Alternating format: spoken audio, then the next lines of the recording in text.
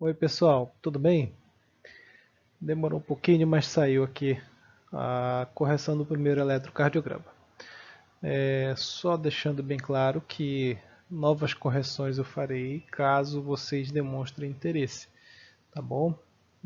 Estamos todos aí nos esforçando para superar essa quarentena e eu espero ajudá-los o máximo que eu puder durante esse período.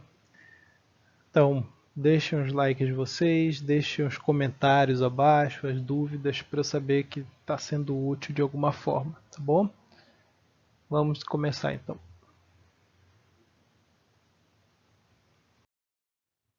Bem, para que você faça o laudo do eletrocardiograma, você tem que ser sistemático, tá? Para que vocês não se percam durante essa avaliação, eu sugiro que vocês gravem a fórmula mnemônica Refasa, onde o R é o ritmo e é onde vocês vão buscar a onda P. O E significa o eixo, para saber se há desvio para a esquerda ou para a direita, ou se o eixo está normal. A frequência é justamente o número de batimentos por minuto, abaixo de 50, bradicardia, acima de 50, acima de 100, taquicardia. A amplitude, duração e polaridade de PQRS-T são de extrema importância, porque isso aqui nos falará em questão de sobrecarga e os bloqueios. Segmento ST e intervalo PR. Segmento ST principalmente para observar as isquemias. Também posso avaliar na onda T os distúrbios eletrolíticos, mas não vai ser o objetivo nesse momento. E o intervalo PR também para a gente avaliar se não há bloqueio átrio-ventricular. Por fim, a busca por áreas eletricamente nativas. Lembrando, que eu vou falar mais à frente, que a onda R ela é a nossa visualização de uma atividade elétrica do coração. Bem, aqui eu tenho um desenho esquemático, tá? Onde vocês têm que entender que o nó sinusal fica logo abaixo da veia cava superior. Ele inicia de forma automática uma atividade elétrica.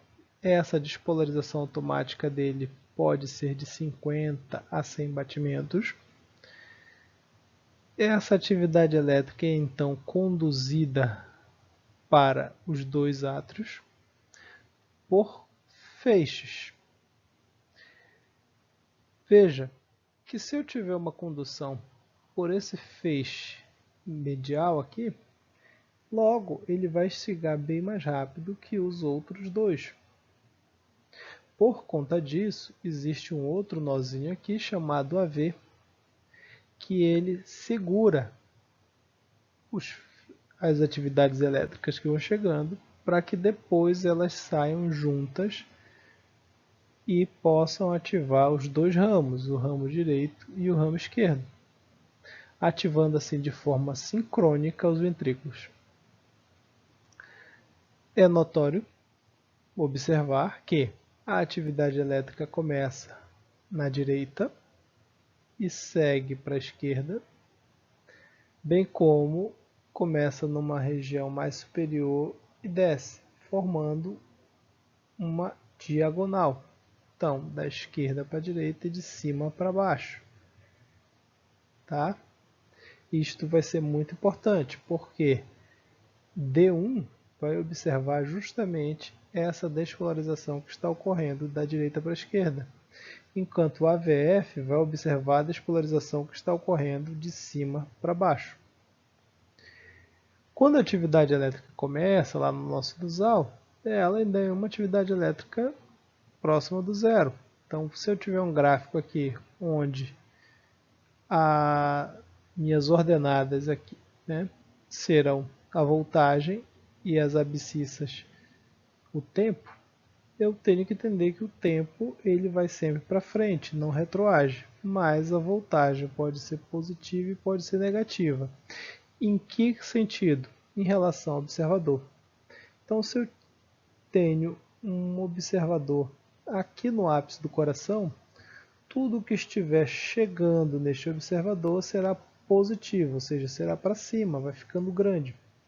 Tudo aquilo que se afastar desse observador se tornará negativo. Logo, uma atividade elétrica que comece aqui no nosso sinusal começa a ativar eletricamente o átrio, principalmente o átrio direito, aqui que vocês conseguem ver em azul, até que chegue no AV e ele termine de despolarizar todo o átrio. O átrio esquerdo também começa a ser despolarizado, gerando uma atividade elétrica máxima, e depois ele também para quando termina de ser despolarizado, gerando então uma onda do átrio direito e uma onda do átrio esquerdo. Vejo que a onda do átrio direito ela é primeira e a do átrio esquerdo ela vem no final. Como as duas ondas estão indo no mesmo sentido e direção e as duas são positivas, quando elas se encontram, elas se somam, gerando uma onda única chamada de onda P. Aqui a onda P está bem grande, eu fiz de forma esquemática, tá? Mas a onda P ela tem como característica ser um pouco redondinha e baixa, porque a massa muscular dos átrios é uma massa muito pequena. Eles são finos, quase igual a um balão, por exemplo. Logo após, então, eu tenho o intervalo causado pelo meu nó AV, que segura a despolarização até liberar pelo feixe de Ricci. Quando essa polarização é um pouco invertida, vejo que tem que vir para a esquerda e ele inverte, vai para a direita, para cima do ventrículo direito, por isso ele gera uma onda inicial negativa que a gente chama de Q. Logo após, os dois ramos então são ativados, ativando os ventrículos, para que o ventrículo comece sua contração. Essa ativação ventricular, gravem bem, área ativa, percorre o ventrículo e os ventrículos então fazem sua atividade, que é contrair. Logo após, eu tenho a ativação da parede livre do coração. Como meu observador está bem aqui e essa parede livre, a atividade está indo ao contrário, ela gera uma onda negativa chamada de S. Então, o complexo QRS só tem uma onda positiva, que é a onda R, e duas ondas negativas. A primeira antes do R, que é a Q, e a segunda depois do R, que é o S. Este ventrículo, após despolarizado, ele precisa relaxar e ele precisa se preparar para uma nova atividade elétrica. É quando ele sofre a repolarização, que começa de forma lenta e termina rápida. Assim, eu tenho então P, Q, R, S e T, sendo que a T tem como morfologia subir de forma lenta e descer rápida, ela é positiva. O QRS ele tem que ser estreito, ou seja, menos de 3 quadradinhos, e vai variar sua amplitude no plano frontal e no plano das precordiais. A onda P tem uma altura máxima e uma largura máxima, que vocês devem pesquisar. E como eu tenho o início do nó sinusal até chegar no nó AV, até que eu comece a despolarização dos ventrículos, eu tenho um intervalo de tempo que é considerado normal. Esse intervalo aqui a gente chama de intervalo PR. Quanto mais distante ele for, quer dizer que esse nozinho AV está segurando mais. Ou seja, se ele segurar demais esse intervalo, eu começo a bloquear a passagem do sinal elétrico, gerando um bloqueio do átrio para o ventrículo. Enquanto que, se por um acaso o problema for dentro do ventrículo, ou seja, aqui o ventrículo não esteja conseguindo conduzir essa atividade elétrica direito, ou pelo ramo esquerdo ou pelo ramo direito, o QRS é que vai se sentir alterado.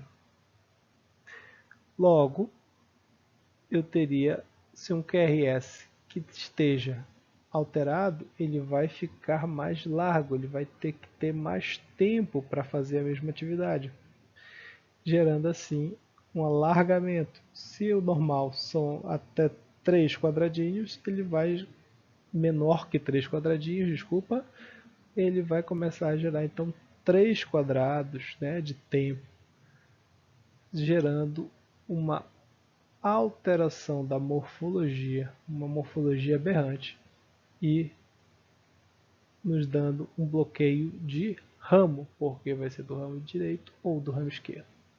Não confundir com bloqueio atrioventricular. Ok? Segmento ST é muito importante para a gente avaliar as isquemias. Se tiver supradesnivelado,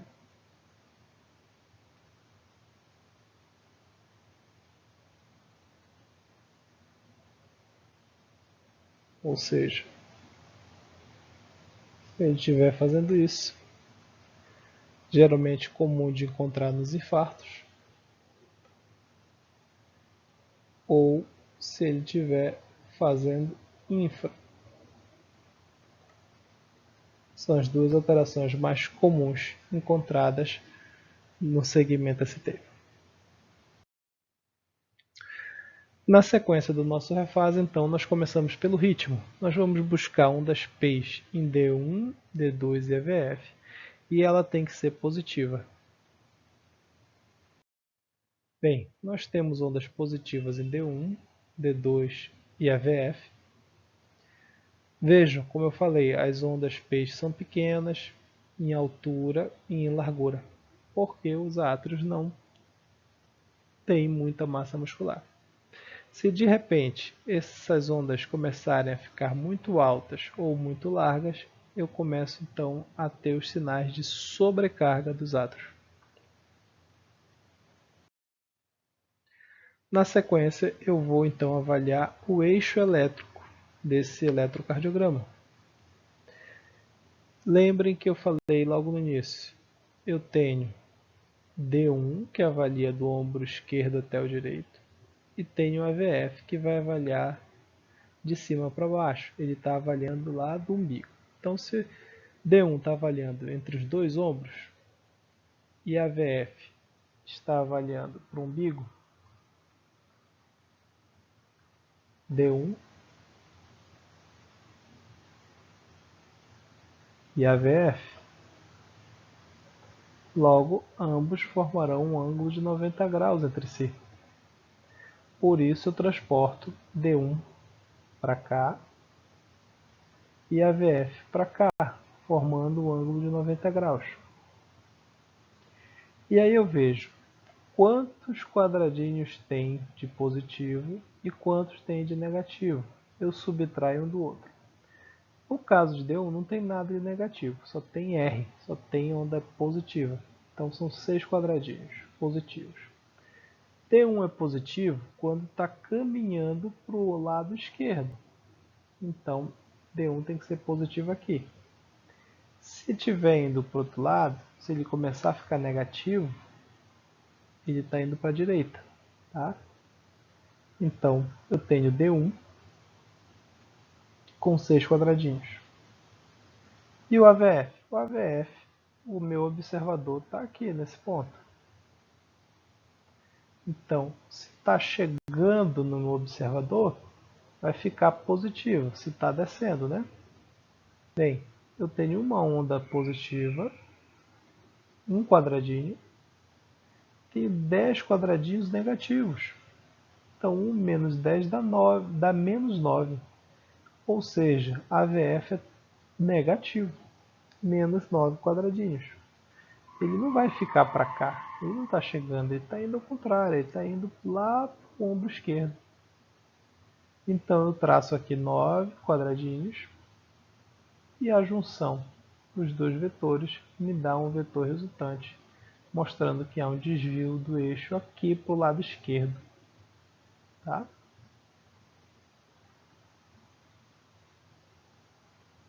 Então, D1 tem que ser positivo e AVF tem que ser negativo. Tem que ser positivo, desculpa, normal. Ou seja, o eixo normal vai estar aqui, entre menos 30 até o eixo de 90. Ultrapassou, AVF é negativo, está desviando o eixo para a esquerda.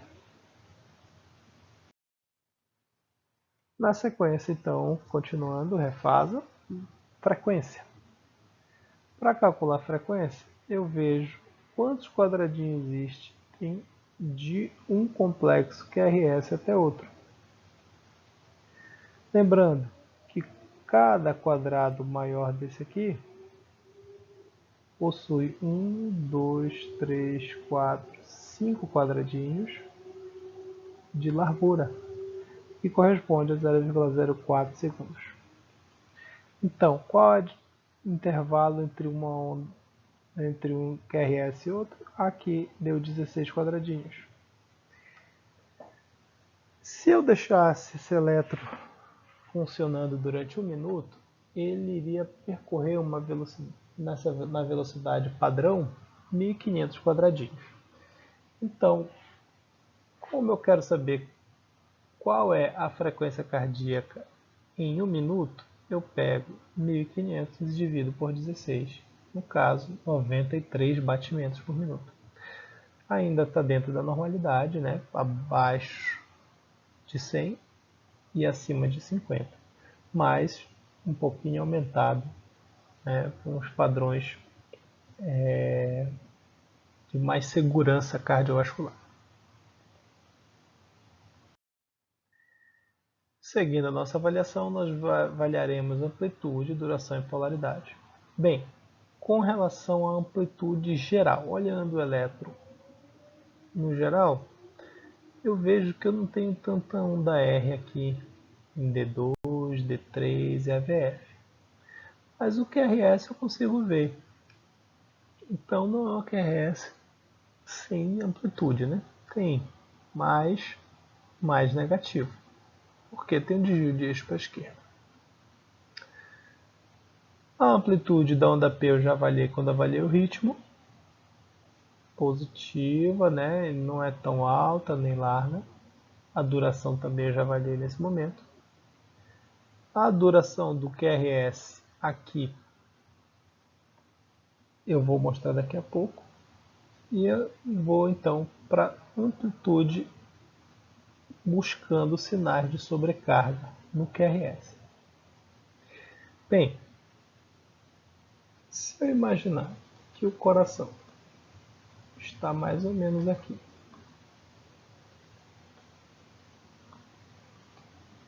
sendo aqui o meu ventrículo esquerdo, a VL está em cima do ventrículo esquerdo. Então, ele vai ser bem sensível às alterações de sobrecarga do ventrículo esquerdo. Logo, o meu primeiro critério que eu deixei para vocês estudarem foi Sokolov, que é o R de AVL maior que 11. Nesse caso, o R de AVL é 7. A outra forma que eu vou avaliar, bem, no plano precordial, aqui, vamos fazer esse, separar aqui. Plano frontal, plano precordial. No plano precordial, eu vou ter o VE aqui,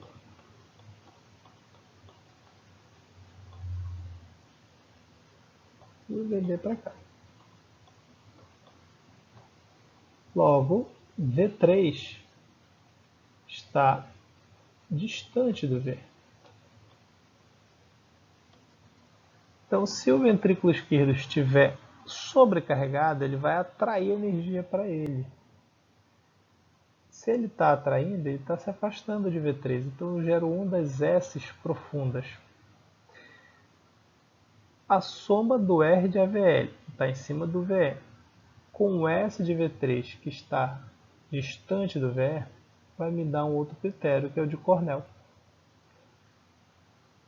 Em homens tem que ser maior do que 28 para usar como critério de sobrecarga, em mulheres maior do que 20. Bem, se esse paciente for mulher, já está com sobrecarga. Se for homem, já tem aqui, né, limítrofe.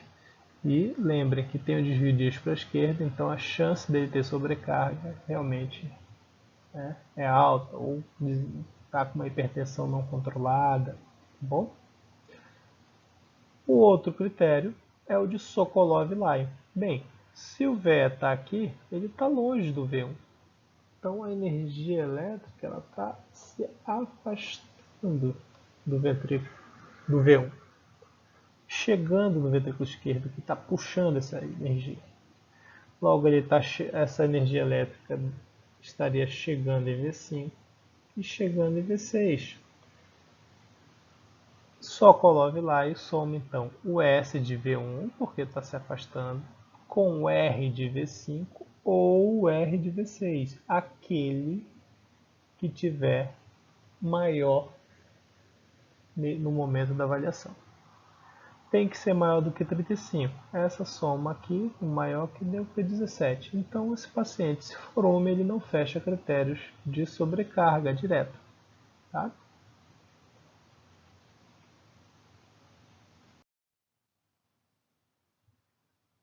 Com relação à onda T, lembra que eu disse que ela tem que ser positiva, tá? Ela tem uma subida lenta e desce rápido, como se escorregasse, vai subindo lento e desce rápido, tá? Já tinha falado aqui da altura e da largura da onda P e a largura do QRS. Meu QRS, vejam que não tem Q, por quê? Eu falei lá no início que o Q corresponde ali àquela despolarização inicial do septo no feixe de Riesz, então é muito pouca energia para aparecer. Dificilmente vocês verão. Vocês só vão ver quando tiver com uma zona de fibrose, que ele então precisa fazer um esforço a mais para poder conseguir liberar energia. Aí aqui aparece. O número de quadradinhos desse QRS então é de 2 milímetros, 2 quadradinhos, 0,08 segundos. Então é um QRS estreito, normal. Não há bloqueio de ramo, não há bloqueio dentro dele. Tá? Então, na sequência, vamos para o segmento ST. Bem, é importante que a gente trace essa linha, começando na linha do PR, para saber se não há supradesnivelamento, né? Se não está fazendo um supradesnivelamento, ou um infradesnivelamento. Nesse caso não tem. Tá? Então, o segmento ST está normal. Aqui eu tenho uma onda T um pouco mais alta, que é normal. Né? Avalio então o intervalo PR, do início da onda P até o início do meu complexo QRS. Tem que ser menor que 5 quadradinhos. Tá bom? Se eu contar aqui, está dando até 4 quadradinhos. Então está dentro do normal. Se tiver maior, ou seja, se de repente está começando aqui, vindo até aqui, significa que do início do nosso sinusal até que o ventrículo comece a se contrair, está tendo uma alteração. Então, do átrio para o ventrículo tem dificuldade de passar energia, teria um bloqueio atrioventricular. E finalizando, nós buscamos então as áreas eletricamente nativas. Veja que no plano frontal apesar de eu ter um das R's pequenas, eu tenho onda R. Se eu tenho onda R, eu tenho área eletricamente ativa, porque a atividade elétrica principal do coração é vista pela onda R. Nas precordiais também eu tenho ondas R's, então nesse eletrocardiograma não há zona eletricamente inativa. Nós temos um desvio de eixo para a esquerda, um cornel aqui quase positivo, né? Faltou pouco. Então é um paciente que tem que ser observado. Se for mulher, tem sobrecarga ventricular. Se for um homem, tem que ver se a pressão não está descompensada e compensar se não é obeso, se não tem uma estenose aórtica, né? Ver o que poderia estar causando aí, ou então a apneia do sono, que poderia estar causando a sobrecarga do ventrículo, para que a gente possa reverter essas alterações. Tá? Então, bons estudos, deixem os comentários de vocês, fiquem à vontade, tá bom? Deixem os likes para eu saber que vocês estão assistindo e tirem as suas dúvidas. Um abraço, até mais!